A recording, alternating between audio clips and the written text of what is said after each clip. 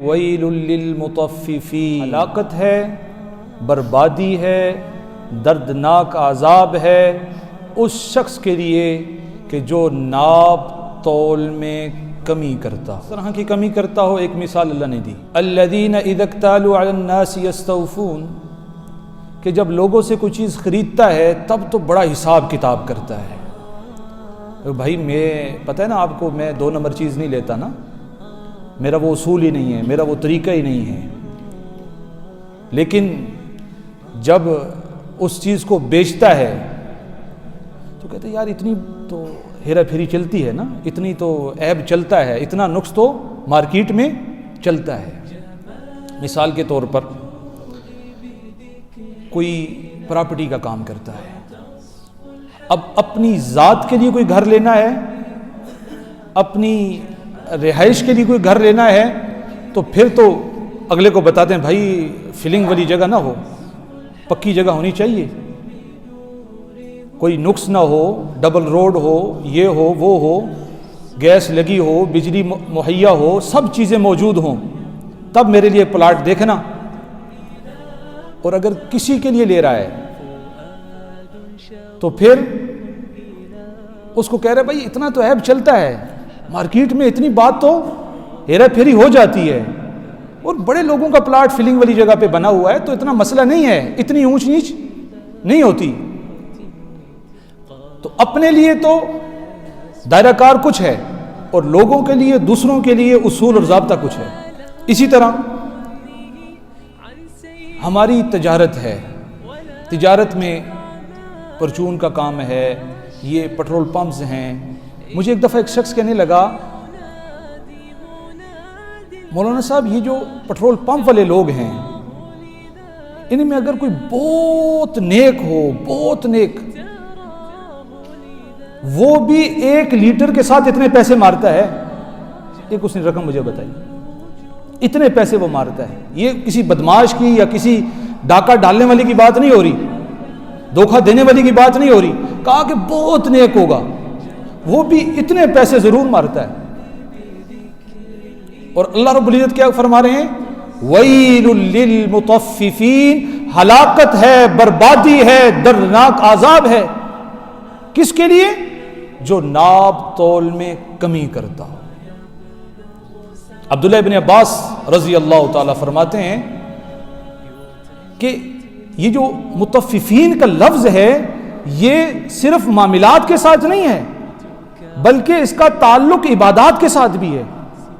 اگر کوئی بندہ نماز پڑھ رہا ہے اور نماز میں وہ رکوع جو سجود جو ہے وہ جلدی جلدی ادا کر رہا ہے، تعدیل ارکان کا خیال نہیں کر رہا، ایک سجدے سے اٹھتا نہیں دوسرے میں چلا جاتا ہے، وہ بھی اسی ہلاکت کی اس آیت کا مصداق ہے۔ روزہ رکھتا ہے، روزے میں ڈنڈی مارتے ہیں، کوئی زکوٰۃ دے رہا ہے اس میں ڈنڈی مارتے ہیں، تو یہ سب چیزیں اس میں شامل ہیں۔ اگر کسی کی کوئی کاروبار ہے، دکان ہے، وہ اس میں نقص نہیں بیان کر رہا، وہ بھی اس حدیث کا مصداق ہے۔ اب مثال کے طور پہ کوئی کپڑا بیچ رہا ہے، اس کی کوالٹی کچھ ہے، بتا کچھ رہا ہے۔ اور میں آپ کو بتاتا چلوں کہ ہمارے اکابرین، ہمارے اسلاف، ہمارے بزرگ چیز کو کیسے بیچا کرتے تھے۔ آج تو میں جب یہ کہہ رہا ہوں نا کہ آپ نقص بیان کرو تو لوگ کہتے ہیں مولانا اگر نقص بیان کریں گے تو خریدے گا کون؟ نقص بیان کریں گے تو چیز خریدے گا کون؟ امام اعظم ابو حنیفہ رحمۃ اللہ علیہ دکان میں ایک کپڑا آتا ہے، کپڑے کے تاجر تھے، امام اعظم تو تھے ہی تھے، کپڑے کے تاجر بھی تھے۔ وہ اپنے ملازم کو کہتے ہیں کہ یہ فلاں جو تھان ہے نا، یہ اس کے اندر یہ عیب ہے، تو جب بیچنا تو بندے کو بتا کے بیچنا۔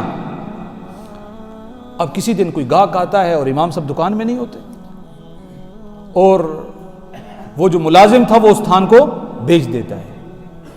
امام اعظم دکان پہ آتے ہیں تو دیکھتے ہیں وہ تھان نظر نہیں آ رہا، تو کہا بھائی وہ تھان بک گیا، وہ جس کے اندر فلاں فلاں عیب تھا؟ کہا ہاں وہ بک گیا۔ اب ہم میں سے کوئی ہوتا تو کہتا بڑا کمال کر دیا تو نے، ماشاءاللہ وہ عیب دار چیز تو نے بھیج دی، تجھے شاباش ہے۔ امام اعظم نے پہلا سوال کیا بھائی اس کو بتایا تھا کہ اس کے اندر یہ عیب ہے؟ شخص نے کہا, اس ملازم نے کہا, وہ تو میں بھول گیا. امام اعظم نے کہا, یہ تم نے کیا کیا, یہ دھوکہ تم نے دیا اس شخص کو. کہتا امام صاحب میں بھول گیا تھا. امام صاحب نے اعلان کروایا, پورے علاقے میں اعلان کروایا کہ میری دکان سے فلاں حیثیت کا کپڑا کوئی شخص لے گیا ہے اور اس کپڑے میں یہ عیب ہے, وہ بندہ آ کے مجھے ملے. تھوڑی سی اس کی تگ و دو کرتے ہیں, ایک شخص مل جاتا ہے. وہ کہتا ہے کہ یہ کپڑا میں نے خریدا تھا. تو امام صاحب کہتے ہیں اس کے اندر یہ عیب ہے, اگر آپ رکھنا چاہتے ہو تو ٹھیک ہے, نہیں تو مجھے واپس کر سکتے ہو. دکانداری کر رہے ہیں لیکن ساتھ اپنی چیز کا عیب بتا رہے ہیں, بھائی اس کے اندر یہ عیب ہے. اسی طرح ایک مرتبہ دوپہر کا وقت تھا اور امام اعظم اپنی دکان بند کر کے گھر کی طرف جا رہے ہوتے ہیں. گھر کی طرف جا رہے ہوتے ہیں, راستے میں ایک ساتھی ملتے ہیں کہ نعمان کہاں جا رہے ہو؟ کہا جی دکان بند کر کے گھر جا رہا ہوں. کہا ابھی تو دوپہر کا وقت ہے, ابھی دکان کیوں بند کی؟ تو امام صاحب نے کہا آج موسم صاف نہیں ہے اور اندھیرا بہت زیادہ ہو چکا ہے. کبھی ایسی ہوتا ہے بارش ہو جائے تو زیادہ اندھیرا ہو جاتا ہے, دن کے وقت بھی ہو جاتا ہے. تو امام صاحب نے کہا کہ ابھی اندھیرا بہت زیادہ ہو چکا ہے, اور اس وقت یہ لائٹنگ, یہ فانوس وغیرہ تو ہوا نہیں کرتے تھے. تو یہ نہ ہو کہ کوئی شخص میری دکان میں آئے اور ایک کپڑے کو وہ اچھا سمجھے اور وہ ہو ناقص, اور وہ دھوکے میں آ جائے. میں یہ نہیں چاہتا کہ میرے پاس کوئی شخص آئے اور کوئی چیز دھوکے میں لے کر چلا جائے. دکان دن کو بند کر دی. تو ہمارے حضرات تو اتنی احتیاط فرمایا کرتے تھے, اور آج ہمارا حال کیا ہے کہ اگر کوئی بھیج دے تو اسے شاباش دیں گے, ماشاءاللہ تو نے بڑا اچھا کام کیا ہے, یہ تیرا انعام بھی ہے, یہ بھی لے جا. اسی طرح اگر کوئی شخص کسی کے پاس ملازم ہے, میں آپ کو بتا رہا ہوں یہ متففین کا لفظ کس کس پر اطلاق کرتا ہے, یہ تو ہے تو بہت وسیع لفظ, لیکن جتنا اس مختصر سے وقت میں بیان کر سکوں گا. یہ جو تطفیف کا لفظ ہے اس کا ایک معنی یہ ہے کہ آپ کے پاس کوئی ملازم ہے, آپ نے اس کے ساتھ یہ طے کر رکھا ہے کہ جناب آپ کو مہینے کی اتنی تنخواہ دوں گا اور تنخواہ کے ساتھ دن کا 2 وقت کا کھانا بھی آپ کو دوں گا. اب ہوتا یہ ہے کہ یہ جو اس کا افسر ہوتا ہے یا مالک ہوتا ہے وہ خود تو پلاؤ اور زردے کھاتا ہے اور اپنے ملازم کو بچا کچا جو ہے وہ دیتا ہے. امام اشرف علی تھانوی رحمۃ اللہ علیہ فرماتے ہیں کہ جو شخص اپنے ملازم کے ساتھ شروع میں یہ طے کرتا ہے کہ اس کو میں کھانا ایک عزت والا کھانا دوں گا, تو اس کو چاہیے کہ ایک معقول آدمی کا 2 وقت کا کھانا اس کو دینا ہے عزت کے ساتھ, اور اگر نہیں دے گا تو وہ بھی اسی تطفیف کا اسی کا مصداق بنے گا. آپ کے ساتھ اس نے طے کر رکھا ہے, تم اس طے کی ہوئی چیز میں نقص پیدا کر رہے ہو, تم اپنا بچا ہوا کھانا اسے دے رہے ہو, اسے ذلیل کر رہے ہو. اسی طرح کوئی شخص کہیں ملازم ہے اور اس نے کمپنی کے ساتھ, ادارے کے ساتھ یہ طے کر رکھا ہے کہ میں 8 گھنٹے یہاں ڈیوٹی کروں گا, میں 8 گھنٹے اپنے دوں گا, اور ہوتا یہ ہے کہ وہ جاتا بھی گھنٹہ لیٹ ہے اور آتا بھی گھنٹہ جلدی ہے. تو حضرات علماء کرام نے فرمایا کہ وہ شخص بھی اسی دردناک عذاب کا مصداق ہے. یہ تو ہمیں آیت حدیث یاد ہوتی ہے نا, آت الاجور اجرا قبل ان یخف عرقہ, کہ مزدور کے پسینے کو خشک ہونے سے پہلے اس کا اجر دے دو. یہ حدیث تو یاد کی ہوتی ہے ہم نے, لیکن کیا تم نے اپنا پسینہ بھی بہایا ہے کہ نہیں بہایا؟ تم نے اپنا پسینہ لگایا بھی کہ نہیں لگایا؟ یہاں پر میرے پاس ایک دفعہ ایک ساتھی آئے اور کہنے لگے کہ مولانا صاحب میں پلستر کا کام کرتا ہوں اور ٹھیکیدار کے ساتھ ہوں, مالک مکان کہتا ہے کہ مجھے اچھا کام چاہیے, اور جو ٹھیکیدار ہے وہ کہتا ہے مجھے کام نکال کے دو, بس مجھے اچھے برے سے غرض نہیں ہے, مجھے اتنا اسکوائر فٹ کام چاہیے. میں کیا کروں, میں کہاں جاؤں؟ یہاں ہو رہا ہے، ہمارے ہاں عام مارکیٹ میں یہ چیز ہو رہی ہے. اس میں ہماری بھی غلطی ہے. غلطی یہ ہے کہ ہم سستے کے لالچ میں ان لوگوں کو ٹھیکہ دے دیتے ہیں کہ پھر وہ جو ہے نا وہ گھر کو برباد کر کے رکھ دیتے ہیں. بھائی جب آپ کام کر رہے ہو، اپنی زندگی کی اتنی آمدن آپ نے اکٹھی کر رکھی ہے، تو آپ اچھے لوگ دیکھو جو آپ کو کام کر کے دیں. کچھ چند پیسوں کی لالچ میں کہ بھئی یہ پیسے تھوڑا ریٹ کم دے رہا ہے تو اس کو ٹھیکہ دے دیتے. بھئی آپ دیکھو تو صحیح یہ ٹھیکہ کم کیوں دے رہا ہے، یہ کام بھی تو اسی طرح کا کرے گا. تو فرمایا کہ اگر کوئی شخص کسی دکان میں، کسی فیکٹری میں، کسی مل میں ملازم ہے اور طے یہ ہوا ہے کہ میں 8 گھنٹے دوں گا اور وہ ملازمت 7 گھنٹے 6 گھنٹے 5 گھنٹے کر رہا ہے، وہ بھی دھوکہ دے رہا ہے. ہمارے سرکاری اسکولوں میں ہوتا ہے کہ صرف حاضریاں لگ رہی ہوتی ہیں، استاد نہ آتا ہے نہ جاتا ہے، صرف حاضریاں لگ رہی ہوتی ہیں. وہ بھی اسی تطفیف کے زمرے میں آئے گا، وہ بھی اسی ہلاکت کے زمرے میں آئے گا. اور میں آپ کو بتاؤں کہ یہ صرف انسان اپنی چھوٹی سی لالچ کے لیے دوسرے کا اتنا بڑا نقصان کر دیتا ہے. مثال میں نے شروع میں آپ کو دی تھی کہ یہ جو پلاٹ بکتے ہیں، اب کچھ شخص اس دور میں اگر کوئی مکان بناتا ہے تو جناب وہ اپنی پوری زندگی کی آمدن یا اپنی پوری زندگی کی بچت آپ کے ہاتھ میں رکھ رہا ہے، اور آپ اپنے تھوڑے سے نفع کے لیے دوسرے کا بہت بڑا نقصان کر دیتے ہیں. یہ آج ہو رہا ہے مارکیٹ میں. وہ ہمارے ایک عزیز تھے، ان کی ایک گاڑی کوئی شخص کہہ رہا تھا کہ میں بیچتا ہوں. تو اس نے کہا تو اپنے پاؤ گوشت کے لیے میری پوری بھینس ذبح کروا رہا ہے، کوئی شرم کر. تو تیرا تھوڑا سا نفع ہے اور تو میرا اتنا بڑا نقصان کر رہا ہے. اگر کر رہا ہے تو وہ بھی ویل للمطففین کی زمرے میں آ رہا ہے. اللہ اس کے لیے فرما رہے ہیں کہ تیرے لیے دردناک عذاب ہے. کس طرح کا دردناک عذاب؟ اللہ رب العزت نے قرآن مجید فرقان حمید میں حضرت شعیب علیہ الصلوۃ والسلام کی قوم کی مثال بیان کی. ایک مثال بیان کر رہا ہوں. ہوتا یہ ہے کہ حضرت شعیب علیہ الصلوۃ والسلام اپنی قوم کو بتاتے ہیں کہ بھائی کاروبار اس طرح کرو، یہ بے اصولی نہ کرو، دھوکہ نہ دو، فراڈ نہ کرو، لوگوں کو جو چیز بتاؤ اسی طرح بیچو. تو ان کی طرف سے اعتراض ہوتا ہے کہ بھائی کیا اب تم ہمیں یہ بھی بتاؤ کہ ہم نے کاروبار کس طرح کرنا ہے، ہم نے تجارت کس طرح کرنی ہے. ٹھیک ہے، دین ایک طرف ہے، دین کا اپنا حصہ کار ہے، دین کا اپنا دارہ کار ہے، اور ہماری تجارت کا اپنا دارہ کار ہے. نماز تو میں پڑھوں گا، روزے میں رکھوں گا، حج ادا کروں گا، لیکن تجارت مجھے نہیں چاہیے کہ دین مجھے بتائے. جیسے مجھے سمجھ لگے گی میں ویسے تجارت کروں گا. یا ہمارے ہاں یہ چیز ہو رہی ہے. نمازی ہوگا، پہلے صف میں نماز پڑھ رہا ہوگا، تکبیر اولیٰ فوت نہیں ہو رہی ہوگی، لیکن جب باقی معاملات آئیں گے تجارت کے تو اس میں فراڈ، دھوکہ، فریب کر رہا ہوگا. ایسا ہمارے معاشرے میں ہو رہا ہے.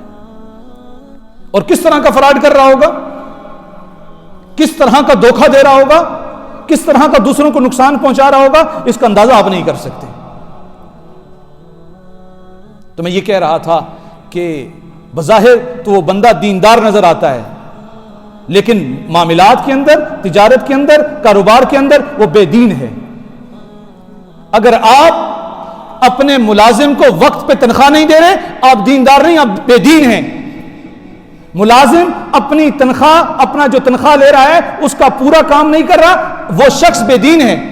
اور میں آپ کو یہ عرض کر رہا تھا کہ جو 7 یا 8 گھنٹے طے ہوئے ہیں، اس میں 1 منٹ کی بھی کوئی ڈنڈی مارتا ہے، وہ منٹ کی تنخواہ لینا حرام ہے، ناجائز ہے. ہمارے دارالعلوم دیوبند میں اساتذہ یہ کرتے تھے کہ اگر مدرسے کے اوقات میں کوئی مہمان ملنے کے لیے آ جاتا تو وہ باقاعدہ اس چیز کو نوٹ کرتے. اگر 8 بجے کوئی شخص ملنے کے لیے آیا ہے تو ٹائم نوٹ کر لیتے. ہفتے میں مہینے میں 2 آدمی آئے یا 4 آدمی آئے، اس وقت کو نوٹ کر لیا، اور مہینے بعد ہوتا یہ تھا کہ درخواست دی جاتی تھی کہ جناب اتنے گھنٹے میں اپنی کلاس سے غیر حاضر تھا، اس لیے میری تنخواہ سے اتنے پیسے کاٹ لو. اور آج تو احتجاج اس لیے نہیں ہوتا، بلکہ ہوتا ہے کہ میری تنخواہ بڑھاؤ، میرے الائنس بڑھاؤ. لیکن وہ کیا کر رہے ہیں؟ وہ احتجاج اس لیے وہ ریکارڈ کروا رہے ہیں کہ بھائی اتنے گھنٹے میں کلاس میں نہیں تھا تو اتنی تنخواہ میرے لیے لینا جائز نہیں، اور اس کو کاٹ دو. شیخ الہند رحمہ اللہ اپنی عمر کے آخری حصے میں بڑے اکابر تھے، علم والی شخصیت تھے. ہوتا یہ ہے کہ جو ادارے کی طرف سے ان کی تنخواہ کو بڑھا دیا جاتا ہے. شیخ الہند رحمہ اللہ جو ہے وہ انتظامیہ سے کہتے بھائی تنخواہ کیوں بڑھا دی؟ کہا حضرت آپ کو اتنا عرصہ ہو گیا ہمارے ہاں کام کرتے کرتے، تو اب آپ کی تنخواہ بڑھ جانی چاہیے. تو شیخ الہند رحمہ اللہ نے فرمایا کہ بھائی اگر تنخواہ بڑھانی تھی تو جوانی میں بڑھاتے، جب میں دوڑ بھی سکتا تھا، محنت بھی کر سکتا تھا، فکر بھی کر سکتا تھا. اب تو میں بوڑھا ہو چکا ہوں، اب تو میری تنخواہ کم کرو، بڑھا کیوں رہے ہو؟ تو جناب ایک ایک پائی کا حساب کرتے تھے، ایک ایک سیکنڈ کا، ایک ایک پل کا حساب کرتے تھے. اور آج ہم کیا کر رہے ہیں؟ ہم اعلان کرتے ہیں بھائی تنخواہ ہماری بڑھا دو. تو میں یہ عرض کر رہا تھا کہ ہمیں یہ زندگی کا ایک ایک پل کیسے گزارنا یہ ہمیں دین بتائے گا. تجارت کیسے کرنی ہے، معاشرت کیسے کرنی ہے، ہم نے اپنی ازواجی زندگی کیسے گزارنی ہے، ہم نے سونا کیسے ہے، جاگنا کیسے ہے، اٹھنا کیسے ہے، بیٹھنا کیسے ہے، ہر کام ہمیں دین بتائے گا. اور آج ہمارا سب سے بڑا مسئلہ اور سب سے بڑا بگاڑ یہ ہے کہ ہم نے دین کو صرف عبادات تک محدود کر دیا ہے. بھئی روزہ ہے، نماز ہے، حج ہے، زکوٰۃ، بس یہ دین ہے. حالانکہ دین ہماری زندگی کا نصب العین ہے. یہ لفظ نصب العین بولا جاتا ہے، اس کو کبھی سمجھا بھی ہے؟ یعنی کیسے سونا ہے، کیسے جاگنا ہے، کیسے پڑھنا ہے، کیسے لکھنا ہے، کیسے تجارت کرنی ہے، کیسے اپنی ازواجی زندگی گزارنی ہے، یہ کیسے کرنی ہے یہ دین بتائے گا. نہیں پتا آؤ دین والوں سے پوچھو. یہ آدھا تتر اور آدھا بٹیر بھرنے کی ضرورت نہیں. ڈرو خدا سے ہوش کرو، اب مکر و ریا سے کام نہ لو. یا اسلام پہ چلنا سیکھو یا پھر اسلام کا نام نہ لو. اگر اسلام پہ چلنا ہے تو ان اصولوں کے مطابق چلنا پڑے گا جو جناب رسول اللہ صلی اللہ علیہ وسلم نے دی. تو اللہ رب العزت ہمیں ان معاملات میں دیکھیں، یہ میں ہو سکتا ہے وقت زیادہ ہو رہا ہو لیکن یہ آپ کو بتا رہا ہوں، یہ بڑے ہی احتیاط والی بات ہے. اکثر ایسا ہوتا ہے کہ جب بندہ بچہ ہوتا ہے نا چھوٹا، تو بچپن سے جوانی کی طرف آتا ہے تو سوچتا ہے ہاں یار میرے والدین جب مجھے یہ کہہ رہے تھے تو ٹھیک کہہ رہے تھے. ایسا اکثر ہوتا ہے آپ کی زندگیوں میں، یار وہ جو والدین اس وقت بات کرتے تھے وہ ٹھیک کرتے تھے. اور اسی طرح یہ جو علماء آج قرآن کی آیات آپ کو پڑھ کے سنا رہے ہیں، آج تو سمجھ نہیں آ رہی، جیسے بچپن میں والدین کی باتیں سمجھ نہیں آتی اور جوانی میں سمجھ آتی ہیں، اسی طرح یہ جو آیات آج ہمیں سمجھ نہیں آ رہی، کل جب ہم قبروں میں چلے جاؤ گے اس وقت یہ یاد آئے گا ہاں یہ تو ٹھیک کہا کرتے تھے. لیکن اس وقت پلٹنے کا موقع ہمارے ہاتھوں سے نکل جائے گا.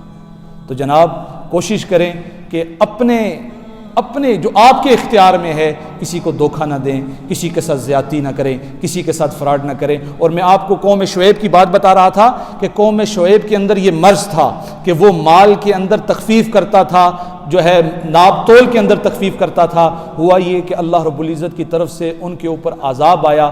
3 دن تک مسلسل تپش والی ہوائیں چل رہی ہیں، آسمان جو ہے آگ اگل رہا ہے، زمین جو ہے وہ توا بنی ہوئی ہے.